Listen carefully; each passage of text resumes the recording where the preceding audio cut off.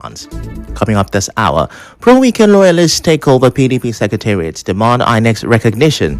Police declare activists Sowore wanted. Trader stabbed to death in SARS market. Senator Natasha accuses immigration officials of blocking her from traveling. Federal government appeals to resident doctors to end strike. I'm Ifechukwu Muonyili with the news. Now, let's begin the news this afternoon by telling you that the federal government has once again disagreed with the United States for calling Nigeria a country of particular concern. Speaking at a press briefing in Abuja on Monday, the Director General of the National Orientation Agency, Lanre Isa Onilu, said the U.S. claim of genocide against Christians shows a failure in its intelligence. It says that the Nigerian government's effort to tackle insecurity are paying off. The DG of NOA made reference to the arrest of two major terrorist leaders and Nigeria's removal from the grey list of countries struggling to track illegal funds. Meanwhile, Special Advisor to President Bola Tinubu on Policy Communication, Daniel Bala, says it is diplomatically inappropriate for the U.S. government to undertake military action in Nigeria without the consent of the federal government. Speaking in an interview with the BBC World Service, Bala says Nigeria remains a sovereign country and that any form of intervention on insecurity should be collaborative. He said the issues will be addressed when the U.S. leader and President Bola Tinubu meet. Bala, however, said President Trump's interest in the fight against Boko Haram extremists in Nigeria is welcome, but added that such a move must be guided by data. And our security expert Kabir Adamu agrees with what Bala said and adds that the United States' decision to label Nigeria as a country of concern might have been made using wrong or incomplete information instead of the actual situation in Nigeria. There are killings, and those killings spread across all the faiths. They are not based on the targeting of any particular faith. However, for some reasons which I think is associated with local U.S. politics, the United States government is pursuing the agenda to say the killings are targeted. Now, he also downplayed suggestions that the U.S. decision was a response to Vice President Kashim Shettima's address at the United Nations General Assembly. He says there had been early indications that the U.S. was considering the designation months before the UN meeting. In July, the U.S. Commission on International Religious Freedom released its report on Nigeria, and the report was very clear. It called on the Trump administration to reimpose sanctions on us. Before then, in March, the U.S. Congress had also done the same thing. And what have we done as a country to mitigate that, to stop it? Not much, actually. However, for the minister of the FCT, Nyesom Wike, he says the U.S. claim of genocide was caused by opposition politicians. Wike, who is a member of the opposition PDP, spoke on Channels Television on Monday. He claims that the aim of the opposition is to take over power from President Bola Tinubu. Wike describes the move as politics taking too far, adding that their plans will fail. I've said severally, and I want to say this clearly. We must know the existence of this country is for our own interest. What is the problem? I don't know where the Trump administration is getting the information. I don't want to. But all I'm saying is that nobody can say that this government is shutting its eyes to say that a particular religion is being eliminated. It's not correct. I'm not happy that terrorists are killing our people. Terrorists are killing Christians. Terrorists are killing Muslims. Terrorists are killing non-believers. While the presidential candidate of the Labour Party in the last general elections, Peter Obi, has a different opinion. Obi believes that the designation of Nigeria as country of particular concerns is rather a consequence of a lack of competent and committed leadership as well as poor, prudent deployment of available resources. Obi made his position known in a post on his X handle. He says the recent pronouncement by the U.S. government should give every well-meaning Nigerian serious concern. The former governor of Anambra State acknowledged that the insecurity did not start with the present government, but criticized the government for incompetence, lack of commitment, poor prudence, use of resources and lack of passion to effectively lead Nigeria out of insecurity. In the meantime, security chiefs are reacting to the U.S. claim of genocide in the country. The Chief of Defense Staff, General Olufemi Oluyede, says Christians are not being persecuted in Nigeria. General Oluyede insists that terrorism is the main security issue plaguing Nigeria. He said this when he spoke to journalists in Abuja on Monday. According to him, Islamic terrorists are not targeting are not killing Christians. Are not targeting and killing Christians, contrary to the claim by U.S. President Donald Trump. Now, he says the security agencies have been working relentlessly to fight terrorism and improve national security. General Oluyede believes recent effort by President Bola Tinubu to restructure the country's security system are already strengthening operations. He assured Nigerians that the military would intensify its campaigns against terrorists and other criminal elements across the country. He, however, noted that terrorism is not peculiar to Nigeria, describing it as a global issue that requires international cooperation. And now back home, a constitutional lawyer, Professor Richard Nwokocha, is of the opinion that the recent concern expressed by the U.S. is driven by economic interests and not humanitarian reasons. Professor Nwokocha, who is also a lecturer at the Department of Public Law, Rivers State University, spoke with correspondent Mekotoka. The United States does not act in the interest of anybody. It acts in its economic interest. Evidence is there everywhere. Their involvement in a number of other countries that they have gone into has left those places in chaos. Nigeria does have things that will interest the United States, and that's why they will turn their attention here. They haven't turned attention to Gaza, where clear genocide is going on, and the whole world is condemning it. So it's about economics for them. It's not about saving Nigerians. They have no interest in who lives and who does not. The lawyer said the federal government can effectively tackle insecurity if it restructures the armed forces and stops playing politics with human lives. Our correspondent also went to town to hear the opinions of residents. Now have a listen to their different views. Even though you want to come to the church, I'm ready. Yes, I'm from Ahoda. I know what I'm saying because enough is enough. Enough is enough. It's a welcome development if you come. No breathing of space. You can see no freedom of worship. Only Christianity will not have freedom of worship. Since we cannot take care of the condition of things in Nigeria, left to me, I would like Donald Trump to come. And the killing is too much, so we hardly want him. We are happy to hear that. I want Donald Trump to send a voice to come to Nigeria. Those rubbish should be stopped. Yes, that's my opinion. To me, I don't see it as anything. Rather, Nigeria is a sovereign state. Donald Trump should take care of the United States, not Nigeria. We know we have problem about challenges, insecurity everywhere that our politicians is causing for us. I don't think that they have anything good to do for us Nigerians. The U.S. President Donald Trump on Saturday said he had asked the U.S. Defense Department to prepare for possible military action in Nigeria if the government continues to allow the killing of Christians.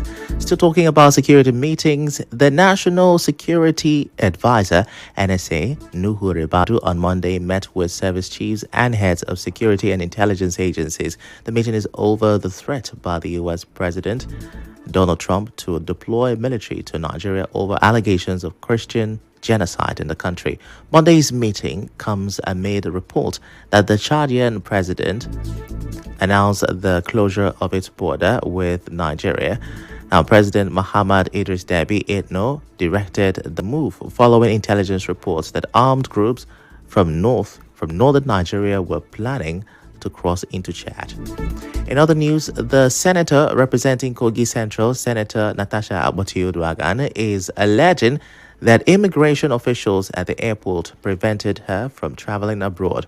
Senator Natasha said this during a live broadcast on her Facebook page on Tuesday morning. She's also accusing the immigration officials of withholding her passport without legal explanation. Natasha explains that the incident occurred shortly after she clocked second year in office. The Kogi senator recalled a similar incident in which her passport was allegedly seized on the instruction of Senate President Godswill Akpabio. The Nigerian Immigration Service is yet to respond to her claims. And now to politics. Bayelsa State Governor Senator Doyediri on Monday pledged to deliver 99% of votes for President Bola Tinubu in the 2027 general elections. Governor Diri made the pledge in Yenagoa at a ceremony to officially welcome him to the All Progressive Congress. The vice president who represented President Tinubu at the occasion said Governor Diri's defection to the APC is a symbol of progress and unity. Now, still in politics, the suspended National Secretary of the People's Democratic Party, Senator Samuel Anyanwu, wants the Independent National Electoral Commission Chairman, Professor Joash Amobito, to recognize Mohammed Abdurrahman as the acting national chairman of the PDP. In a letter written to the commission on Monday, Anyanwu says the PDP NWC took the decision during its NWC meeting held on November 1st, 2025. He claims that the decision to appoint Mohammed, who was the vice chairman North Central, is in line with the constitution of the PDP, and as a result of the suspension of the acting national chairman. This decision comes after Anyanwu, Abdurrahman, and other party chieftains loyal to Nyesom Wike, accompanied by security personnel, took over the office of the national chairman, Umar Damagum, on Monday. We're going on a quick break. When we return, Trader dies after he was stabbed multiple times at the popular SARS market. Stay with us.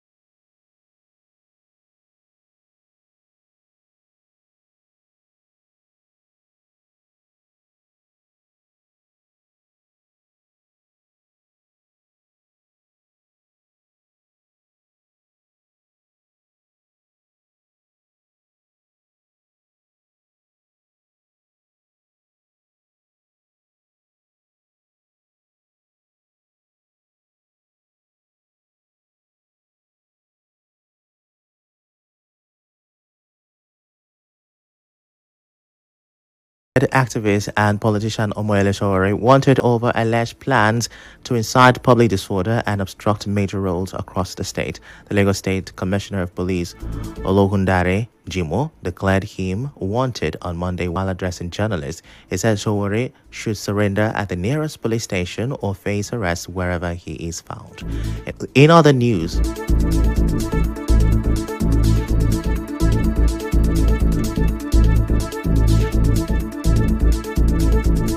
the federal government is appealing to the Nigerian Association of Resident Doctors to end their strike, saying it has met most of their demands. The Minister of State for Health, Dr. Isiaq Salako, speaking at a news conference in Abuja, said the federal government has cleared about 60% of the backlog of areas owed to health workers. However, the president of the Nigerian Association of Resident Doctors, Dr. Mohammed Suleiman, emphasized the need for further dialogue to address all outstanding issues. NARD-wide strike, which started on Saturday, the federal government fully meets its demands. The doctors listed several unresolved demands, including unpaid arrears, allowances, and entitlements such as the 25 to 35% CONMES review, promotion arrears, upgrade arrears, and accoutrement allowance, some of which have been pending for over 5 years. Away from that, there was tension on Monday at the Obiakpo International Market along South Road in Rupwoko after a livestock trader, Ejike Eyadike, was reportedly killed by a group of traders from the north in the market. Eyewitnesses say the incident occurred around 11 a.m. on Sunday following a disagreement over 500 naira. Now, they say the attackers, who were more than 20, stabbed Ejike multiple times with daggers. The traders, mostly women, told a correspondent that they were too frightened to intervene. They said a man who tried to rescue Ejike was also stabbed in the ribs and is currently in a critical condition. The women are calling for urgent government intervention, saying they no longer feel safe in the market due to the violent activities of these traders, whom they also accuse of dealing in illicit drugs behind the market.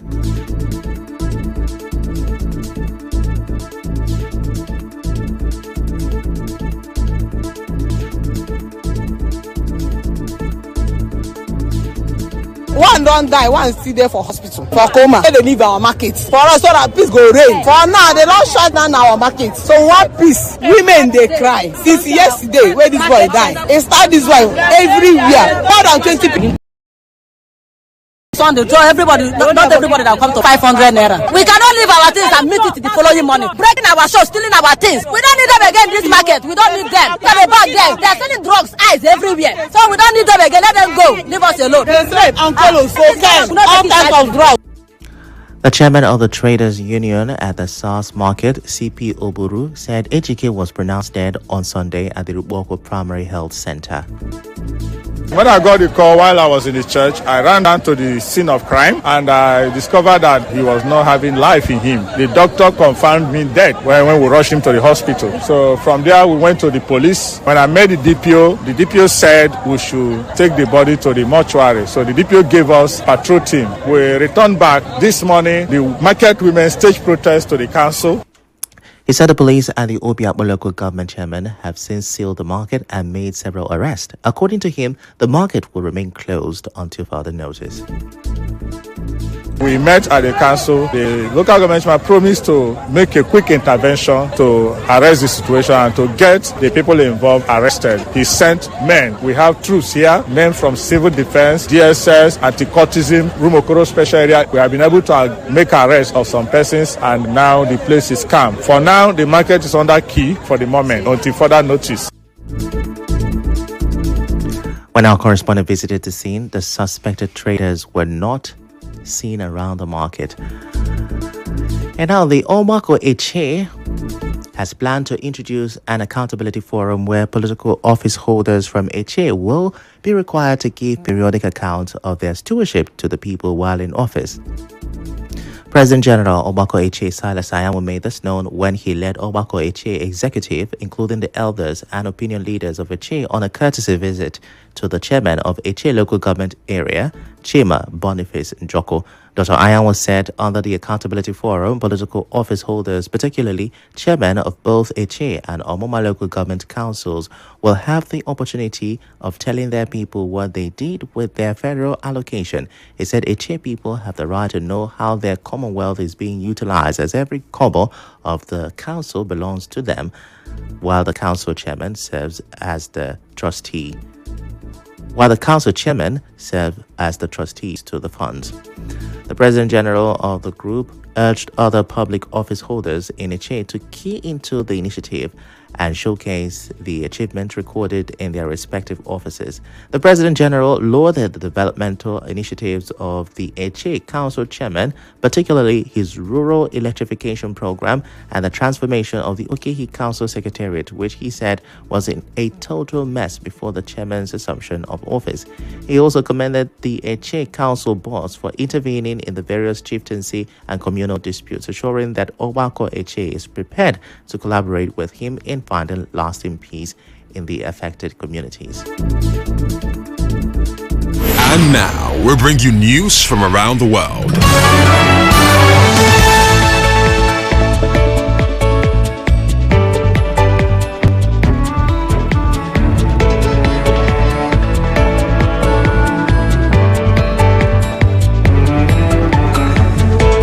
Well, and now still in entertainment, still in Nigeria, actress Rita Daniels, who is the mother of Regina Daniels, has accused her son-in-law, Senator Ned Nwoko, of destroying her family's reputation.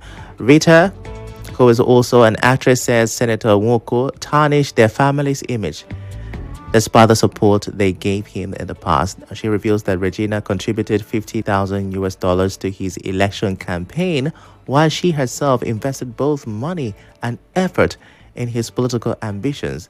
In a recent social media post, Regina Daniels claims that her estranged husband ordered the arrest of her siblings to pressure her into returning to him and undergoing rehabilitation.